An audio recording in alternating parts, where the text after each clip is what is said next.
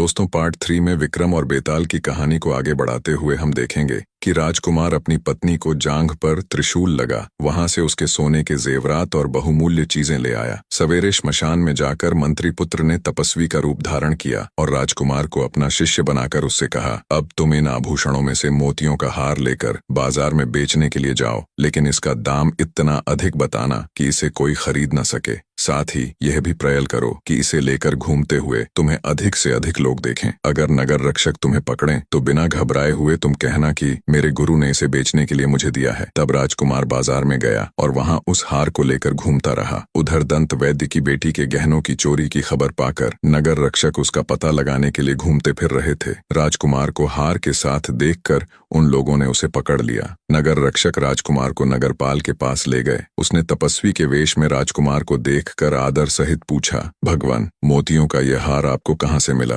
पिछले दिनों दंत वैद्य की कन्या के आभूषण चोरी हो गए थे, जिनमें इस हार का भी जिक्र था। इस पर तपस्वी शिष्य बना राजकुमार बोला, इसे मेरे गुरु ने बेचने के लिए मुझे दिया है, आप उन्हीं से पूछ लीजिए। तब नगरपाल वहां आया तो तपस्वी रूपी मंत्री पुत्र ने कहा, मैं तो तपस्वी हूँ, सदा जंगलों में यहाँ वहां घूमता रहता हूँ। संयोग से मैं पिछली रात इस श्मशान में आकर टिक गया था। यहाँ मैंने इधर उधर से आई हुई योगिनियों को देखा। उनमें से एक योगिनी राजपुत्र को ले आई और उसने उसका हृदय निकालकर भैरव को अर्पित कर दिया। मदिरा पीकर वह मायाविनी मतवाली हो गई और मुझे मुंह चढ़ाकर मेरी उस रुद्राक्ष माला को लेने दौड़ी, जिसके मनकों के साथ मैं तप कर रहा था। जब उसने मुझे बहुत तंग किया तो मुझे उस पर क्रोध आ गया। मैंने मंत्र बल से अग्नि जलाई और उसमें त्रिशूल तपाकर उसकी जांघ पर दाग दिया। उसी समय मैंने उसके गले से यह मोतियों का हार खींच लिया था। अब मैं ठहरा तपस्वी, ये हार मेरे किसी काम का नहीं है, इसलिए मैंने अपने शिष्य को इसे बेचने के लिए भेज दिया था। यह सुनकर नगरपाल राजा के पास पहुंचा और उसने राजा से सारा वृत्तांत कह सुनाया। राजा ने बात सुनकर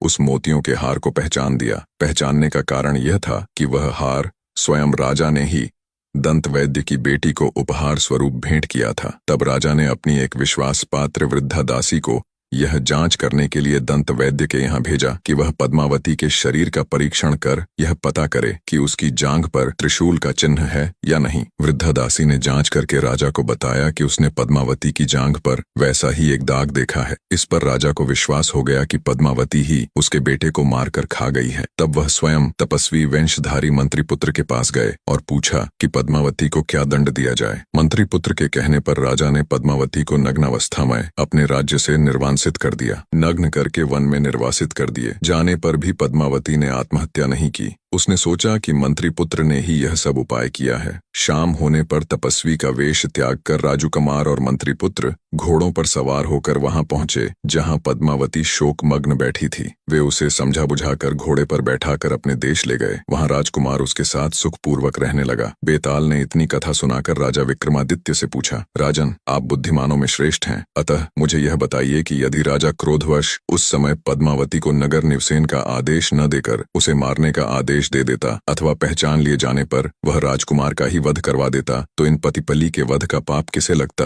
मंत्री पुत्र को, राजकुमार को अथवा पद्मावती को? राजन, यदि जानते हुए भी तुम मुझे ठीक ठीक नहीं बतलाओगे तो विश्वास जानो कि तुम्हारे सिर के 100 टुकड़े हो जाएंगे। बेताल के ऐसा कहने पर सब कुछ जानते हुए भी राजा विक्रमादित्य ने शाप के भय से उससे यूं कहा, योगेश्वर, इसमें न जानने योग्य क्या है? इसमें इन तीनों का कोई पाप नहीं है। जो पाप है वह राजा कर्णोत्यल का है। बेताल बोला, इसमें राजा का पाप क्या है? जो कुछ किया वह तो उन तीनों ने किया। हंस यदि चावल खा जाए तो इसमें कौओं का क्या अपराध है? तब विक्रमादित्य बोला, उन तीनों का कोई दोष नहीं था। पद्मावती और राजकुमार कामामिनी में जल रहे थे। वे अपने स्वार्थ साधन में लगे हुए थे, अतः वे भी निर्दोष थे। उनका विचार नहीं करना चाहिए। लेकिन राजा कर्णोत्पाल अवश्य पाप का भागी था। राजा होकर भी वह नीति शास्त्र नहीं जानता था। उसने अपने गुप्तचरों के ढारा अपनी प्रजा से भी सच झूठ का पता नहीं लगवाया। वह धूर्तों के चरित्र को नहीं जानता था। फिर भी बिना विचारे उसने जो कुछ किया उसके लिए वह पाप का भागी हुआ। शव के अंदर प्रविष्ट उस बेताल से जब राजा ने मौन छोड़कर ऐसी युक्तियुक्त बातें कहीं, तब उनकी दृढ़ता की परीक्षा लेने के लिए अपनी माया के प्रभाव से वह राजा विक्रमादित्य के कंधे से उतरकर इस तरह कहीं चला गया कि राजा को पता भी नहीं चला। फिर भी राजा घबराया नहीं। राजा ने उसे फिर से ढूंढ निकालने का निश्चय किया और वापस उसी वृक्ष की ओर लौट पड़ा। महाराज विक्रमादित्य पुनः उसी शिष्पा वृक्ष के नीचे पहुंचे।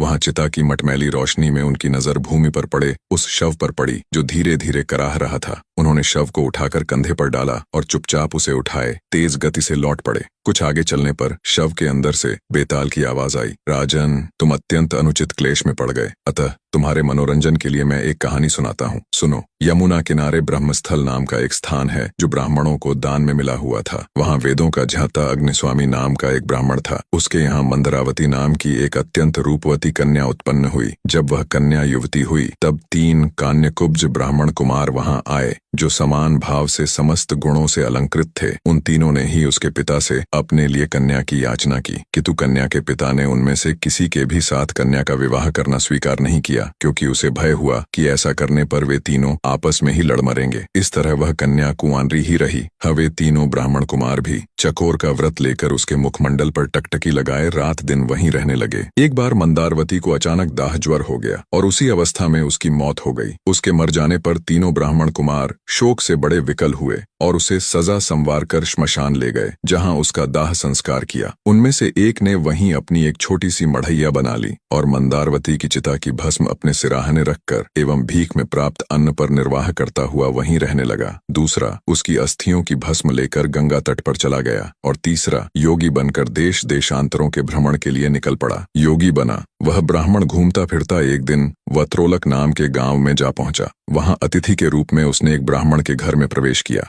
ब्राह्मण द्वारा सम्मानित होकर जब वह भोजन करने बैठा तो उसी समय एक बालक ने जोर जोर से रोना शुरू कर दिया। बहुत बहलाने समझाने पर भी जब बालक चुप न हुआ तो घर की मालकिन ने क्रुद्ध होकर उसे हाथों में उठा लिया और जलती हुई अग्नि में फेंक दिया। आग में गिरते ही कोमल शरीर वाला वह बालक जलकर राख हो गया। यह देखकर उस योगी को रोमांच हो आया। उसने परोसे हुए भोजन को आगे सरका दिया और उठकर खड़ा होते हुए क्रोधित भाव में बोला, धिक्कार है आप लोगों पर, आप ब्राह्मण नहीं कोई ब्रह्म राक्षस हैं। अब मैं तुम्हारे घर का भोजन तो क्या, एक अन्न का दाना भी ग्रहण नहीं करूंगा। योगी के ऐसा कहने पर गृहस्वामी बोला, है योगीराज, आप क्रोधित न हो, मैं बच्चे को फिर से जीवित कर लूंगा। मैं एक ऐसा मंत्र जानता हूँ जिसके पढ़ने से मृत व्यक्ति जीवित हो जाता है। यह कहकर वह गृहस्थ एक पुस्तक ले आया जिसमें मंत्र लिखा था। उसने मंत्र पढ़कर उससे अभिमंत्रित धूल आग में डाल दी। आग में धूल के पड़ते ही वह बालक जीवित होकर ज्यों का त्यों आग से निकल आया। जब उस ब्राह्मण योगी का चित्त शांत हो गया तो उसने भोजन ग्रहण किया। गृहस्थ ने उस पुस्तिका को बांधकर खूंटी पर टांग दिया और भोजन करके योगी के साथ वहीं सो गया। गृहपति के सो जाने के पश्चात वह योगी चुपचाप उठा और अपनी प्रिया को जीवित करने की इच्छा से उसने डरते डरते वह पुस्तक खूंटी से उतार ली और चुपचाप बाहर निकल आया। रात दिन चलता हुआ वह योगी उस जगह पहुंचा जहां उसकी प्रिया का दाह हुआ था। वहां पहुंचते ही उसने उस दूसरे ब्राह्मण को देखा जो मंदारवती की अस्थियां लेकर गंगा में डालने गया था। तब उस योगी ने